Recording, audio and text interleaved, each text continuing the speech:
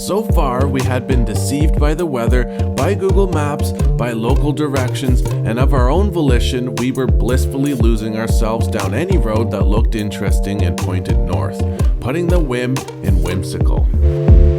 This led us to find the bridge that Jason told us about before we left. He painted an homage to this bridge on the wall inside the hostel, and so it just felt complete to see it in person. So that's where we'll pick up, at whatever it's called bridge. Sanxiantai, what is it? Sanxiantai, I think, but I can't say it well. Sanxiantai? Yeah. Anyway, it's this little bridge. You'll see in a sec. It's this little tiny, not tiny, It's huge not, bridge. It's a huge bridge. It's a like red. It looks like a red dragon. Anyways. You'll see in a sec. 15 NT, not too bad. It's got washrooms. Debating on whether to leave my bag here, like everyone else has, or just take it with me.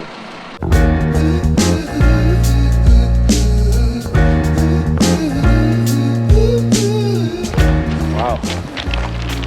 It's like turquoise water. Super hot day. No wind to speak of. Beautiful.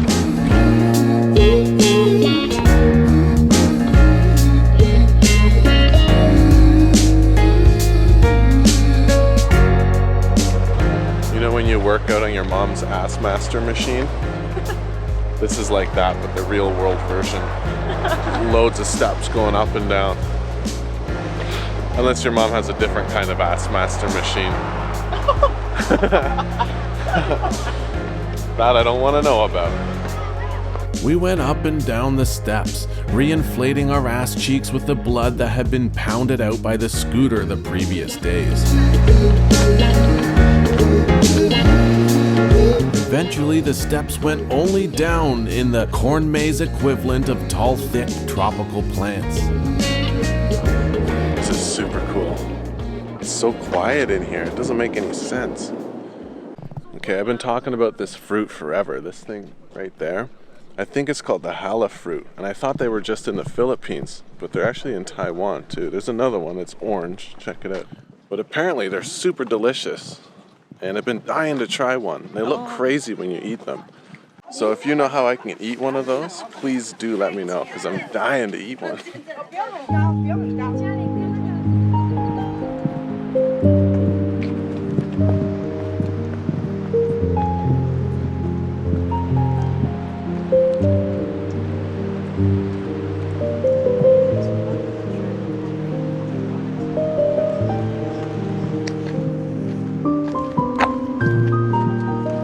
Really, you've got to come here if you're in the area. Completely forget what it's called. Sanxiantai. Did it. Nice. I forgot about it. Well, that's what this is, and it's beautiful. There's actually not that many people, considering it's Taiwan, and that there's usually like millions of people. It's very ominous, right? It's very Captain Sparrow-y. I really don't know why that is there, because nobody in their right mind is going to be in this area swimming. And if they were, nobody else would be here to save them, because you'd have to be a complete idiot. Like, we are far from where you are supposed to be. You're supposed to be way over that hill.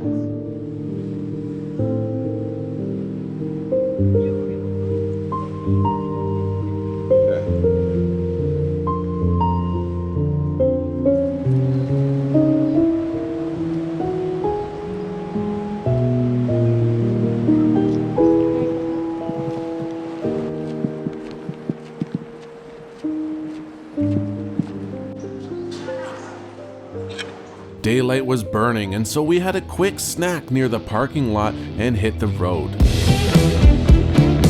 The drive was woefully uneventful. It wasn't too cold, too bright, too dark, or too much of anything really, including excitement.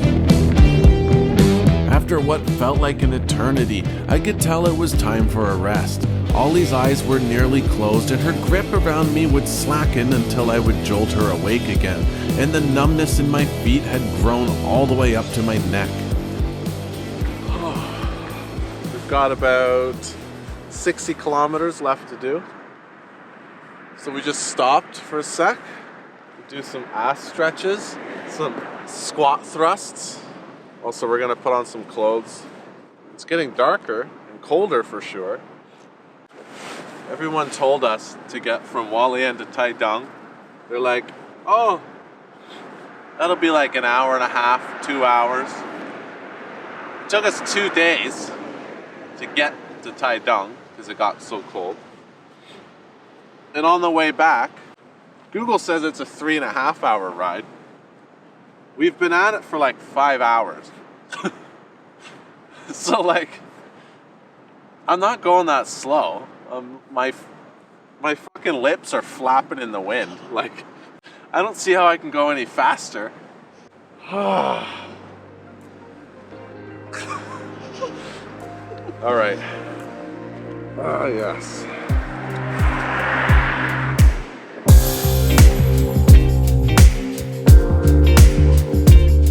It wasn't long before we were once again biking in the dark with our teeth chattering. Luckily, we had picked up a few key items like gloves and sweaters, so we were feeling much better than the first time around. Can you see me? No, of course you can't. We just pulled over on the side of the road here. We're driving through mountains. It's a lot of paying attention to shit. And the roads are wet, a little bit slippery. So I just needed a second. We just did like an hour's worth of driving through these mountains. And it's beautiful to look at. But when cars are trying to pass you on curves, on slippery pavement, going uphill or downhill, it sketches me out a bit.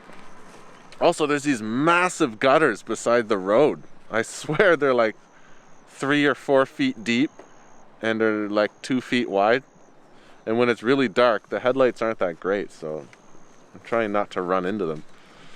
Anyway, we're doing good. And we'll be in Hualien within maybe 10 kilometers or something. Doesn't seem like it, but we will be.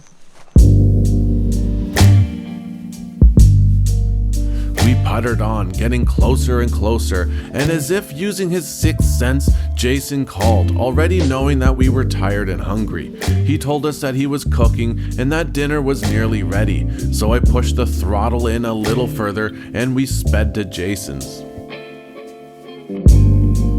So while we were driving back, Jason called us when we stopped, and he's invited us to his family home to have some food, some drinks.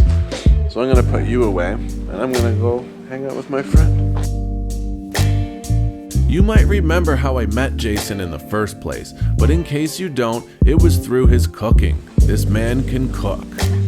I turned the camera off and we just enjoyed each other's company until eventually we went back to the hostel for a shower and some much needed sleep.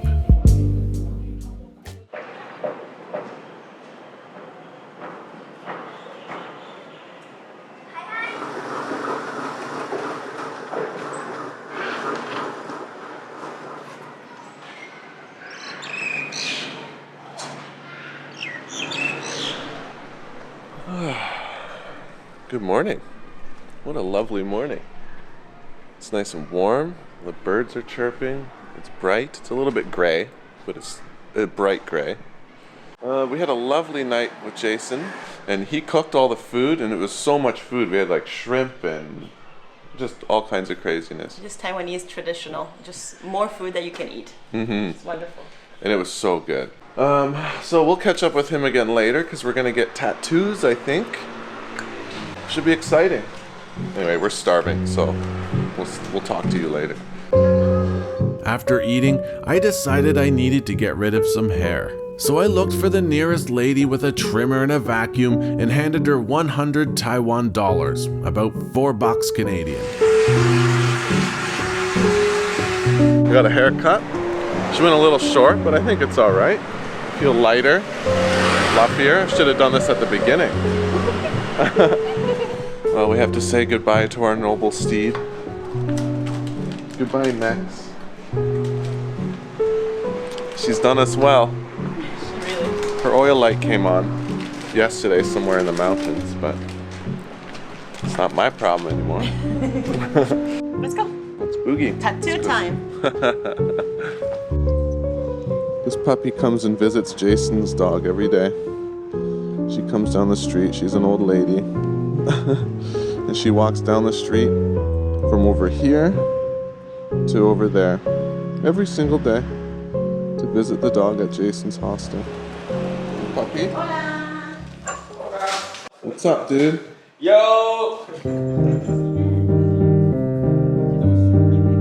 Just like the last time I got a tattoo from Jason, I entrusted him with finding and proposing some ideas that he thought would be a meaningful reminder of Taiwan. We settled on some ancient Chinese proverbs written in calligraphy, and so he spent the next many hours getting it just perfect.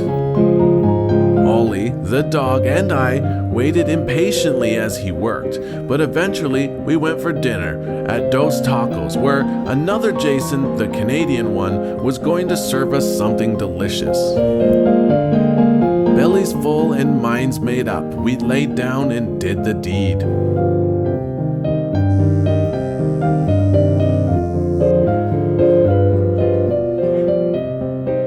Well, that's it, folks. We've checked out of the hostel, which feels more like home at this point. Yeah. Of course, the weather is perfect today. Beautiful for any activity that you could want to do. But it's been quite a trip. The perfect trip in every way. Hey? And that doesn't mean, like, the perfect trip doesn't mean everything's smooth, you know what I mean? Yeah, that's right. We've eaten nothing but really good food. Like, not one thing we had was shit. Yeah, yeah. We got tattoos. I got a haircut.